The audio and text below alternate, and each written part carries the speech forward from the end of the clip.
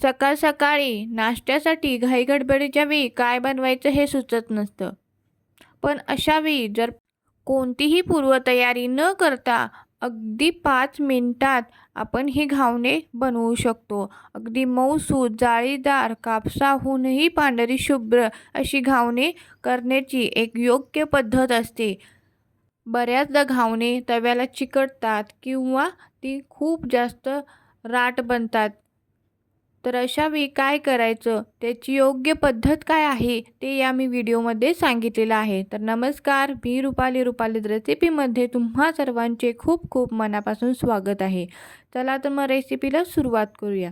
तर इथे मी 3 वाटी तांदूळ घेतलेले आहे. तुम्ही कोणत्याही प्रकारचे तांदूळ घेतले तरी देखील चालतील.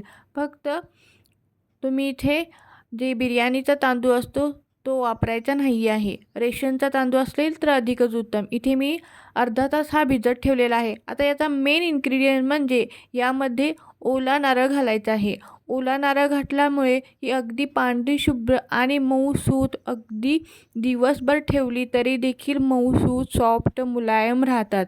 त्यासाठी मी इथे ओला नारळ घेतलेला आहे. तो छान अशी मी याचे वरचे जे साल असते ब्राऊन कलरचं तो काढून घेतलेला आहे आणि जी आपली आलं किसण्याची किसणी असते याने मी छान असं पहिल्यांदा किसून घेते आहे. छान असं बारीक असं किसून घ्यायचं आहे. इथे तुम्ही पाहू शकता याचा छान असा बारीक किस करायचा आहे. मी इथे अर्धी वाटी हा किस घेतलेला आहे. आता एका मिक्सरच्या भांड्यामध्ये हा किस घालून घेते आहे आणि आपण जे भिजवलेले तांदूळ आहे ते देखील यामध्ये घालून घेणार आहोत. थोड्या थोड्या बॅचेसमध्ये आपण छान अशी याची बारीक अशी बॅटर तयार करायचं आहे.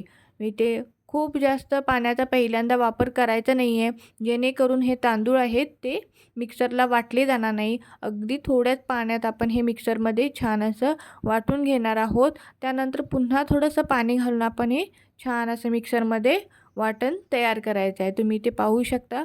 मी इथे थोडं थोडं पाणी घालून छान असे बॅटर अगदी बारीक असं वाटून घेतलेलं आहे. अशाच पद्धतीने सर्व मी जे तांदूळ आहेत ते वाटून घेतलेलं आहे. छान असं याला मिक्स करायचं आहे आणि यामध्ये आणखीन थोडंसं पाणी घालून आपण छान पातळ कन्सिस्टन्सीचं हे बॅटर तयार करायचं आहे. खूप जास्त पण पाणी घालू नका, अति करू नका. अगदी थोडंसं पाणी घालून हे छान असं मीडियम साईजचं जे बॅटर असतं अशा पद्धतीचं बॅटर तयार करायचं आहे. घावणे बनवण्यासाठी अगदी ती पांढरी शुभ्र होण्यासाठी शक्यतो नारळाचा वापर करायचा. जर नाहीच केला तर थोडीशी ती चिवट बनतात, अगदी सॉफ्ट मुलायम बनत नाही. त्यामुळे शक्यतो इथे खोबऱ्याचा वापर करू शकता. आता मी इथे चवीसाठी मीठ घातलेलं आहे आणि जर तुमच्या घावण्यांना जाळी पडत नसेल तर काय करायचं आहे, इथे किंचितसा आपण खायचा सोडा घालायचा आहे. खूप जास्त पण नाही, अगदी किंचितसा. चला तर मग आता इथे आपलं बॅटर तयार झालेलं आहे. यासाठी चटणी बनवूयात.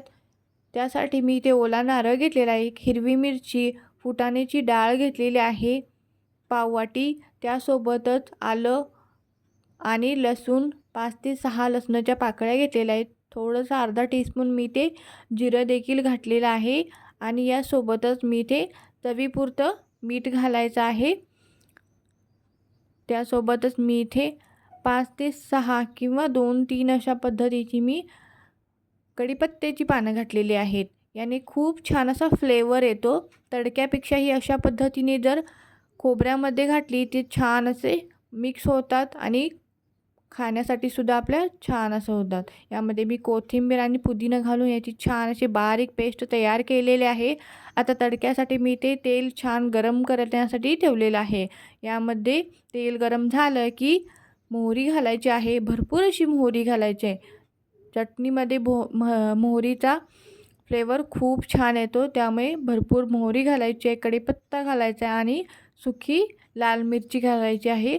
गॅस बंद करायचा आहे आणि आपली तरतरीत फोडणी या चटणीमध्ये घालून घ्यायची आहे. छान असं मिक्स करायचं आहे. ऑलरेडी आपण यामध्ये मीठ घातलेलं आहे, त्यामुळे मीठ घालण्याची काहीच गरज नाही आहे. आता जो बिडाचा तवा असतो तो मी इथे घेतलेला आहे. छान पहिल्यांदा याला गरम करायचा आहे. याला गरम होण्यासाठी अगदी 2 मिनटं लागतातच, कारण हा तवा खूप जाड असतो.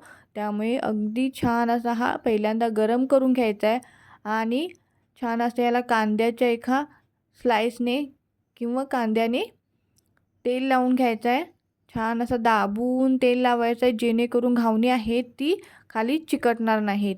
जर तुमची घावणे खूपच जास्त चिकटत असतील तर यावरती थोडंसं आपण मीठ टाकायचं आहे आणि एखाद्या टिश्यू पेपरने छान असं याला पुसून घ्यायचं आहे. आणि घावणे टाकताना पहिल्यांदा आपण हाय फ्लेमवरतीच ही घावणे टाकायचे आहे, जेणेकरून जे आपले जे होल्स आहेत ते आपोआपच पडतात. आणि थोडासा गॅस हाय टू मीडियमच ठेवायचा आहे आणि घावणे आपण दोन्ही साईडने छान अशी भाजून घेणार आहोत. खूप जास्त घावणे भाजायची नाही आहेत, नाहीतर ती अति ब्राऊन केली तर त्याचा कलरही वेगळा येतो आणि चवही वेगळी लागते. जर तुम्हाला क्रिस्पी क्रंची हवी असतील तर तुम्ही भाजू शकता, पण अधिकच भाजायची नाही आहे. दोन्ही साईडने मी छान अशी घावणे बनवून घेतलेले आहे, तुम्ही ते पाहू शकता. अशाच पद्धतीने मी 2-3 घावणं बनवून घेतलेली आहेत. अगदी मऊसूत, जाळीदार आणि मुलायम झालेले आहेत. यासोबतच आपण चटणी देखील बनवलेली आहेत. तुम्ही चहासोबत, ब्रेकफास्टसोबत किंवा कधीही खाऊ शकता. अगदी अशी रेसिपी आहे ही. जर तुमच्या घरी वयोवृद्ध किंवा लहान मुलं 1 ते 1.5 वर्षाची किंवा त्याहूनही मोठी असतील, तर त्यांना दात आले नसतील तरीही अगदी ही सहजपणे खाऊ शकतील. आजची ही रेसिपी कशी वाटली कमेंट करून नक्की सांगा. व्हिडिओ आवडल्यास व्हिडिओला लाईक, शेअर आणि सबस्क्राईब करायला विसरू नका. Bye bye.